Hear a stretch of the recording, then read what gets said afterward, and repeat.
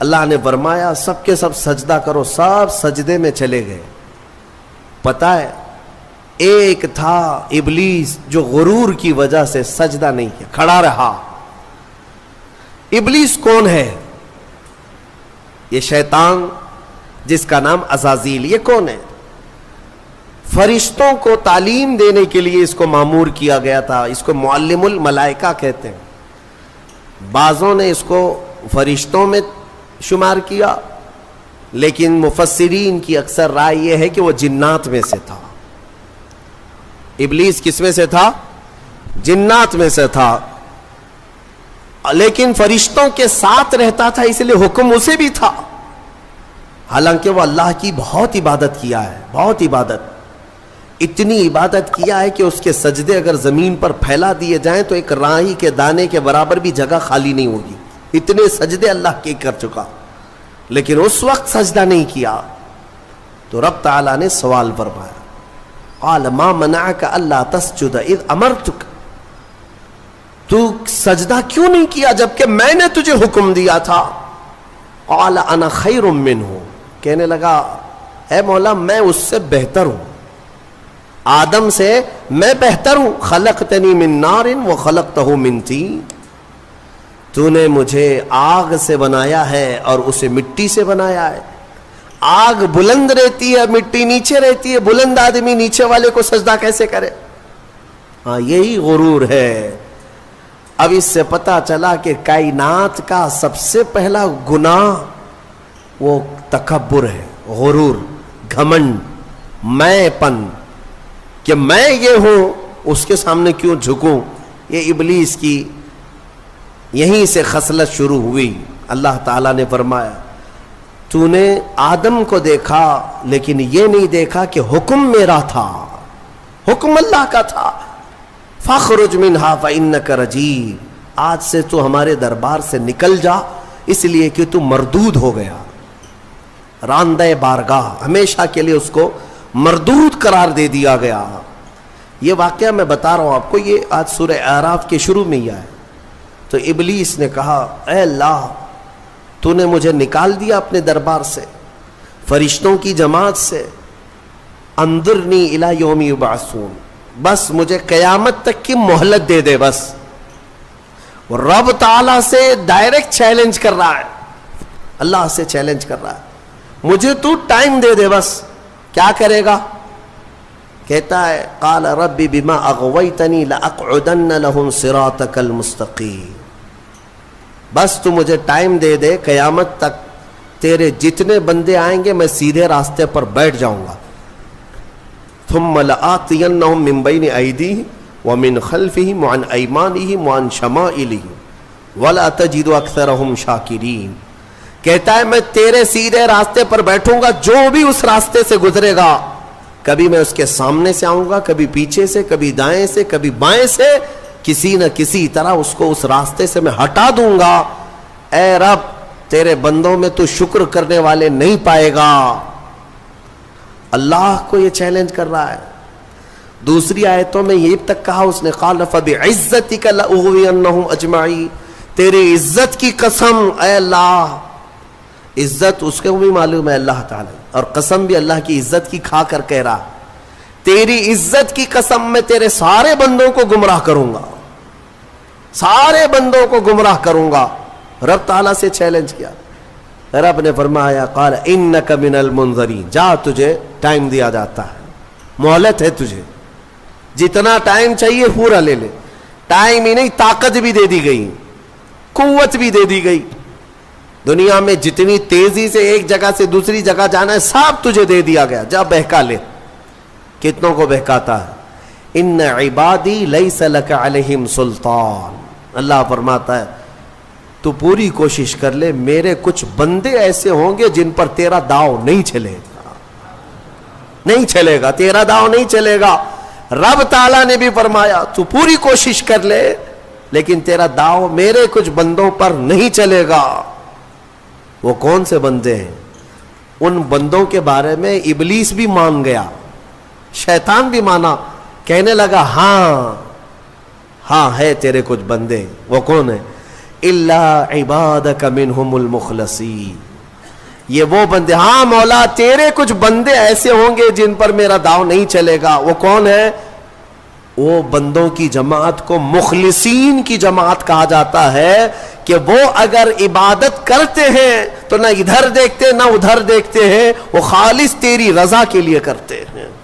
تو جو لوگ دنیا میں صرف اور صرف اللہ کی رضا کے لیے نیک کام کرتے ہیں، یقین کے ساتھ میں کہتا ہوں ان پر شیطان کا داؤ بھی نہیں چلے گا. شیطان ان لوگوں کو نہیں گمراہ کرے گا. مخلصین کی جماعت. مخلصین کون ہے میرے عزیزو؟ دکھاوے کے لیے کرنے والے مخلصین نہیں، اپنے رب کی رضا کے لیے. یہاں پر ایک روایت ملتی ہے قیامت کے دن جنتیوں کا جب انصاف ہو جائے گا نا، پورے جنتی ایک طرف ہوں گے. ان جنتیوں میں بھی 3 کیٹیگری ہیں. جنتیوں میں بھی 3 جماعتیں. ایک جماعت اللہ نے ان سے فرمایا کہ اے بندو تمہاری بخشش ہو گئی، تمہارے لیے جنت کا پروانہ ملا، تم جنت جا رہے ہو. یہ بتاؤ تم جنتی عمل کیوں کرتے تھے دنیا میں؟ تم نیک کام کیوں کرتے تھے؟ آج جنت تمہارے لیے ہو گئی نا، پاس ہو گئے. پاس ہونے کے بعد پوچھا جا رہا ہے تو وہ جماعت کہتی ہے اے مولا ہمیں تیری دوزخ سے بہت ڈر لگتا تھا، بہت ڈر لگتا تھا، اس کے ہولناک عذابات، اور تیری دوزخ سے ڈر کر کے ہم نیک کام کرتے تھے. اللہ فرماتا ہے ٹھیک ہے میں تم سے راضی ہو گیا، تم جنت میں جاؤ. دوسری جماعت، ان سے پوچھا جائے گا تم کیوں کرتے تھے؟ یہ سیکنڈ کیٹیگری ہے جنتیوں کی. تم کیوں نیک کام کرتے تھے؟ تم بھی پاس ہو گئے. وہ کہیں گے مولا قرآن میں اور حدیث میں تیرے رسول سے ہم نے جنت کی اتنی نعمتوں کا ذکر سنا تھا، وہاں کے محلات، وہاں کی خوشبوئیں، وہاں کی حوریں، وہاں کے غلمان، تو شوق تھا کہ جنت میں جائیں، اس لیے نیک کام کرتے تھے. تیری جنت کی خواہش نے ہم سے نیک کام کروائے. رب تعالیٰ فرماتا ہے جاؤ تم سے راضی اور تمہارے لیے جنت ہے، چلے جاؤ. تیسری ایک جماعت ہوگی جنتیوں کی، یہ لاسٹ کیٹیگری ہے. ان سے پوچھا جائے گا میاں آپ بھی پاس ہو گئے، جنت میں جا رہے ہو نیکیوں کی وجہ سے، تم کیوں نیکیاں کرتے تھے؟ وہ کہیں گے کہ مولا ہم نہ جنت کے لیے کرتے تھے نہ دوزخ کے لیے، ہم تو خالص تیری رضا کے لیے کرتے تھے، تو راضی ہو جا، بس ہمارا مقصد اتنا تھا. تو رب تعالیٰ فرمائے گا جاؤ میں تم سے راضی ہو گیا اور جنت میں جاؤ. وہ جماعت کھڑی ہو جائے گی نہیں جنت میں نہیں جانا ہے. اگر جنت میں جائیں گے تو پھر بدلہ ہو جائے گا، معاوضے کے طور پر ہو جائے گا. پھر ہم کو اندر جانے کے بعد دوسرے لوگ تانا ماریں گے تم بھی جنت کے لیے کرتے تھے، وہاں بولے کچھ اور ہو، ہم نہیں جائیں گے جنت میں. رب تعالیٰ پھر دوبارہ فرمائے گا کہ اے مومنوں میں تم سب سے راضی ہوں، تم میری رضا کے لیے کر رہے تھے، میں راضی ہوا، جاؤ جنت میں. وہ کہیں گے مولا نہیں جنت میں جائیں گے تو پھر یہ مسئلہ آ جائے گا کہ تم جنت کے لیے کیا کرتے تھے، ہم تو تیری رضا کے لیے کرتے تھے. یہاں تک کہ روایت میں فرمایا گیا فرشتوں کو حکم ہوگا کہ ان کو بیڑیاں پہنا اور کھینچ کے جنت میں لے جاؤ. یہ مخلصین کی جماعت تھی. یہ لالچ میں عبادت نہیں کیے اور نہ ہی ڈر کر کے کیے، یہ خالص اللہ کی رضا کے لیے. اور اسی جماعت کے بارے میں شیطان بھی کہتا ہے ان پر میرا داؤ نہیں چل سکے گا، ان پر میرا حربہ نہیں چل سکے گا. اسی لیے میں مومنوں سے گزارش یہ کرتا ہوں کہ اعمال میں اخلاص پیدا کرو. اخلاص صرف اور صرف اللہ کے لیے، نہ کسی کو ڈر کر، نہ کسی کے لیے. عبادتیں نہیں، اللہ کے لیے. تم اپنی آخرت کو سوچو. میں ایک بزرگ کے متعلق پڑھا تھا 30 سال تک انہوں نے پہلی صف میں نماز ادا کی جماعت کے ساتھ، ایک نماز بھی نہیں چھوٹی، تکبیر اولا بھی نہیں چھوٹی. 30 سال تک، توجہ چاہتا ہوں، 30 سال تک ایک نماز میں ایک جماعت نہیں چھوٹی اور پہلی تکبیر بھی نہیں چھوٹی، پہلی صف میں کھڑے رہتے تھے.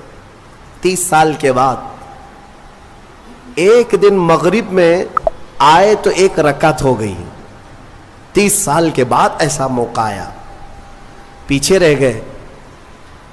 تو پھر جب آئے دیکھا کہ صفیں تو لگ گئی ہیں, پیچھے جگہ مل رہی تھی, تو انہوں نے شرم کے مارے, ڈر کے مارے, سب لوگ کیا کہیں گے, ابھی 30 سال سے جس کی جگہ پکی ہے آج تو ہے نہیں, چھوٹ گیا پیچھے, تو پیچھے سے ہی گھر چلے گئے.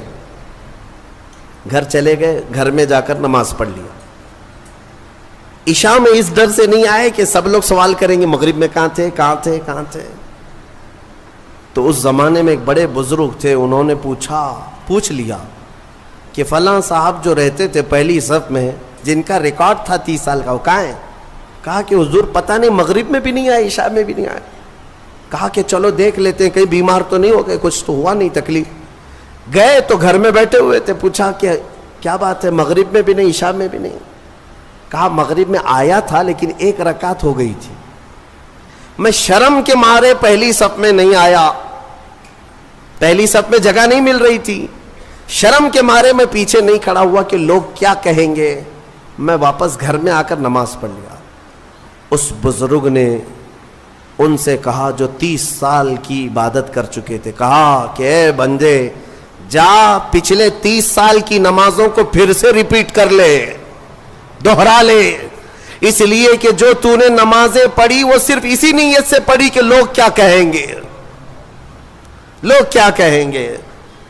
تجھے اس بات کا خیال نہیں ہے کہ تو عبادت اللہ کے لیے کرتا ہے, جا پچھلے 30 سال کی نمازیں اعادہ کر لے, پھر سے پلٹا لے. عزیزان گرامی, اخلاص ایک بڑی دولت ہے, اللہ تعالیٰ اپنے مخصوص بندوں کو عطا کرتا ہے. بات میں یہاں پر سمیٹتا ہوں کہ ابلیس لعین آدم علیہ السلام کو سجدہ نہ کیا, غرور اور گھمنڈ میں اللہ تبارک و تعالیٰ سے چیلنج کر کے نکلا. اسے اللہ نے ٹائم دیا, وقت دیا قیامت تک کا, اور وہ بہکاتا گھوم رہا ہے ابھی بھی. ہاں بس رمضان میں قید ہوا ہے, رمضان میں شیاطین کو قید کیا گیا, یہ حدیث پاک سے ثابت ہے. ابھی تو ہے نہیں, ہماری محفل میں بھی نہیں ہے, اور ابھی رمضان میں کہیں ہے نہیں, لیکن پھر بھی کچھ لوگ ابھی بھی روزہ چھوڑتے ہیں. یہ کون سے شیطان ہیں؟ نماز میں نہیں آتے, پھر یہ کون ہے؟ ان کو کون سلاتا ہے؟ ان کو کون, شیطان کا کوئی خلیفہ ہے؟ شیطان کسی کو اپنی ڈیوٹی دے کر کے گیا ہے؟ یہاں پر نفس امارہ ہے, وہ ہر ایک کے اندر ہے. انشاءاللہ پھر آگے کبھی میں عرض کروں گا, وہ ہر انسان کے پاس ہے. جس نفس نے شیطان کو بھی گمراہ کیا تھا وہ نفس تو ہمارے پاس ہے. نفس ایک بہت ہی خطرناک چیز ہے, اسی سے لڑنے کو میرے آقا نے جہاد اکبر کہا. جو اپنے نفس کے خلاف لڑائی کرے گا وہ جہاد اکبر ہے, بڑا جہاد ہے. تو بہرحال آدم علیہ الصلاۃ والتسلیم کی پیدائش ہوئی اور آپ کو وہاں سے جنت میں رکھا گیا. اب یہاں پر کچھ باتیں مجھے عرض کرنی ہے, وہ یہی ہے کہ آدم علیہ السلام کو جب ساری چیزوں کے نام بتائے گئے اور سب کچھ علم دیا گیا اور پھر جنت میں رکھا گیا. جنت کیسی ہے؟ وہاں کسی چیز کی کمی ہے؟ کوئی چیز کی کمی نہیں, ساری نعمتیں ہیں. لیکن اس کے باوجود آدم علیہ السلام کو کچھ بے قراری تھی. کیوں؟ اس لیے کہ انسان جو ہے تنہا نہیں رہتا, انسان کو کوئی دوسرا انسان چاہیے. انس سے بنا ہے انسان, انس کہتے ہیں محبت کو, اس کے فطرت میں ہے یہ کھچاؤ, دوسرے کے ساتھ اس کا کھچاؤ ہے, لگاؤ ہے, دوست بناتا ہی ہے, اکیلا نہیں رہے گا انسان. تو آدم علیہ السلام کو جو یہ بے قراری تھی وہ تنہا ہونے کی. پھر ایک دن اللہ رب العزت نے ان کی بائیں پسلی سے کچھ حصہ نکالا اور اس سے ایک عورت کو بنایا گیا, وہ حضرت حوا تھی.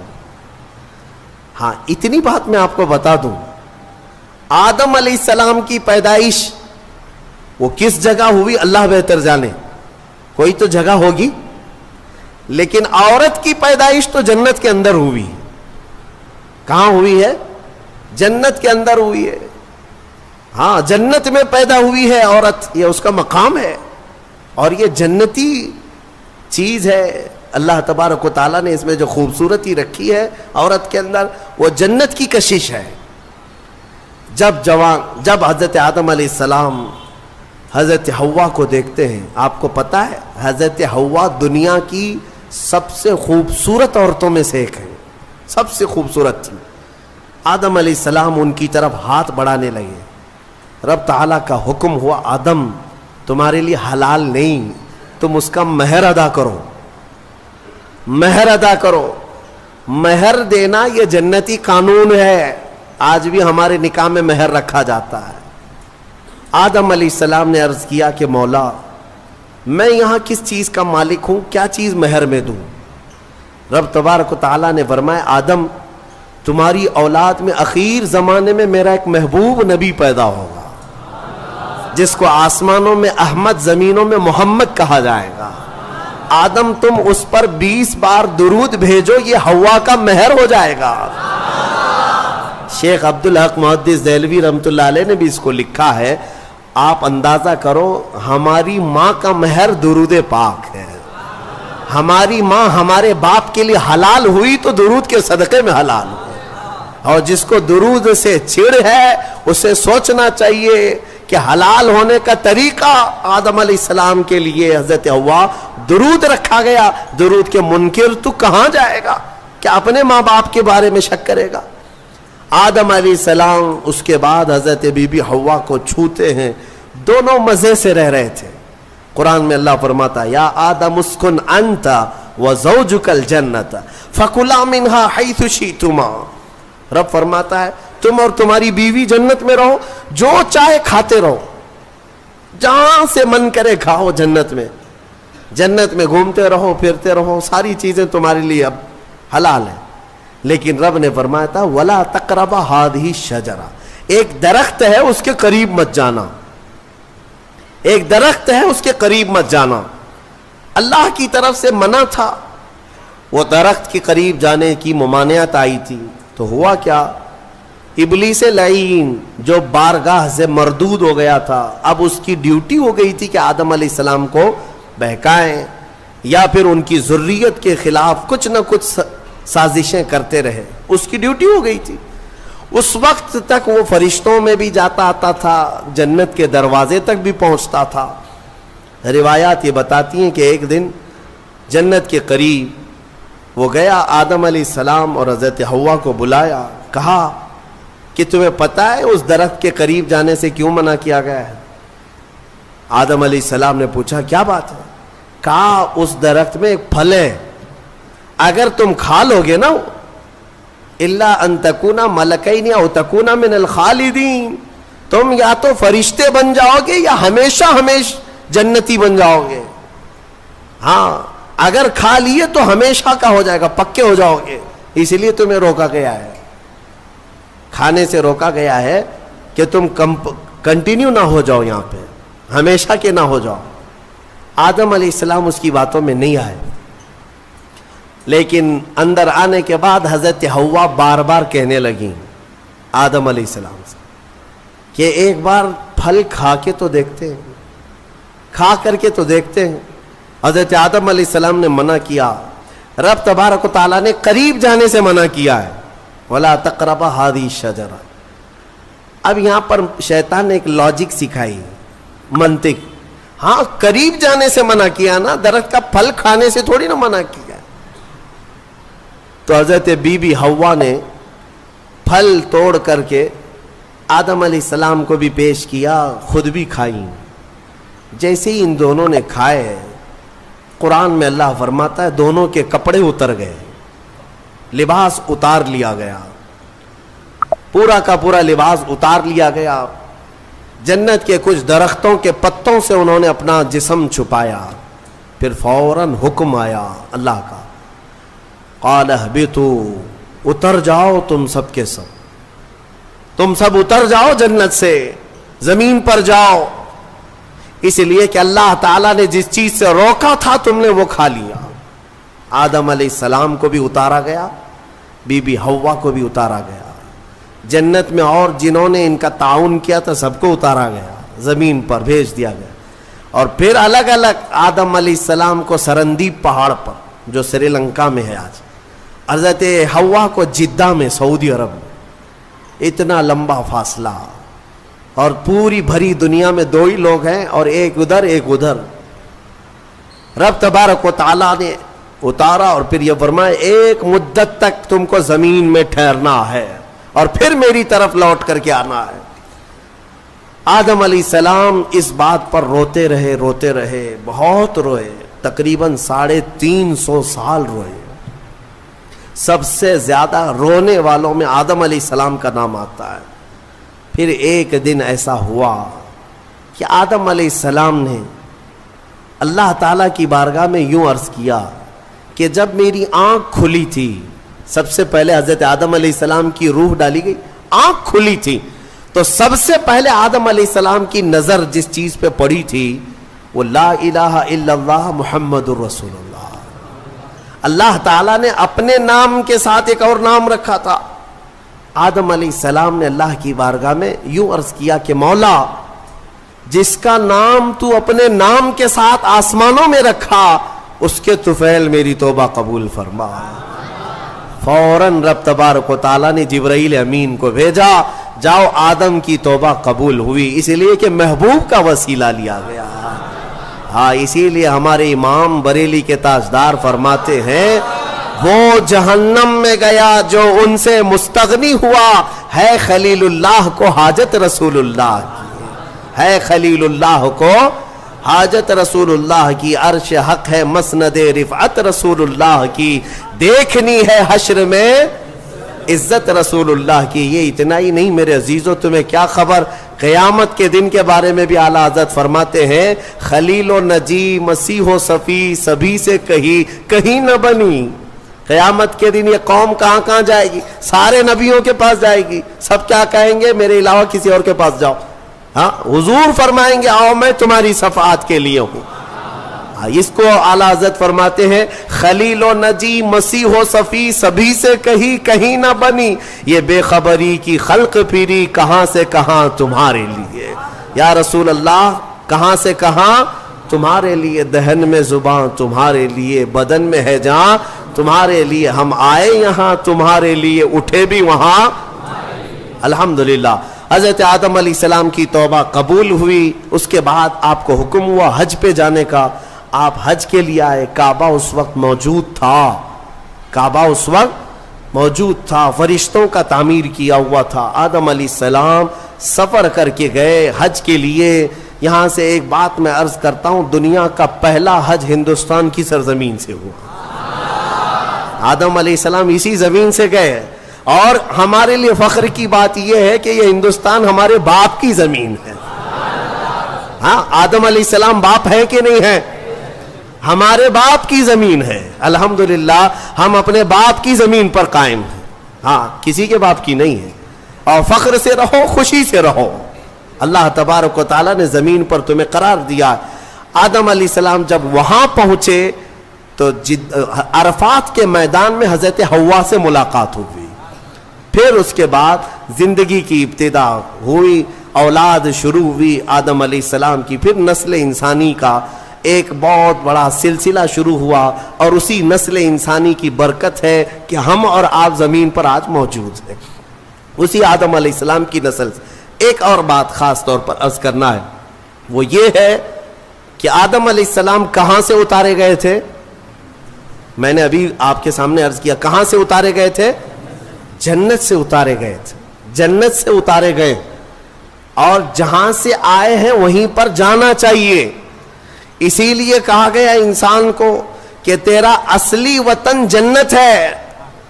تیرا اصلی وطن کیا ہے, جنت ہے. بچہ جب ماں کے پیٹ سے پیدا ہو کر کے دنیا میں آتا ہے تو روتا آتا ہے نا, دیکھا ہے نا آپ نے, روتے ہوئے آتا ہے. کیوں روتے ہوئے آتا ہے؟ بزرگوں نے فرمایا, خود میرے مرشد گرامی حضور تاج الشریعہ رحمت اللہ تعالی تشریح فرماتے تھے کہ بچہ روتا ہوا اس لیے آتا ہے کہ اس کا اصلی وطن چھوٹ گیا. کون سا؟ جنت میں تھی. ہماری روحیں آنے سے پہلے کہاں تھی؟ جنت میں تھی. اصلی وطن جب بھی چھوٹتا ہے تو روتا ہوا آتا ہے.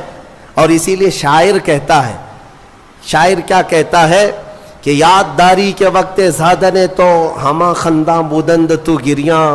اے انسان, تجھے معلوم ہے جب تو پیدا ہوا تھا سب ہنس رہے تھے اور تو رو رہا تھا.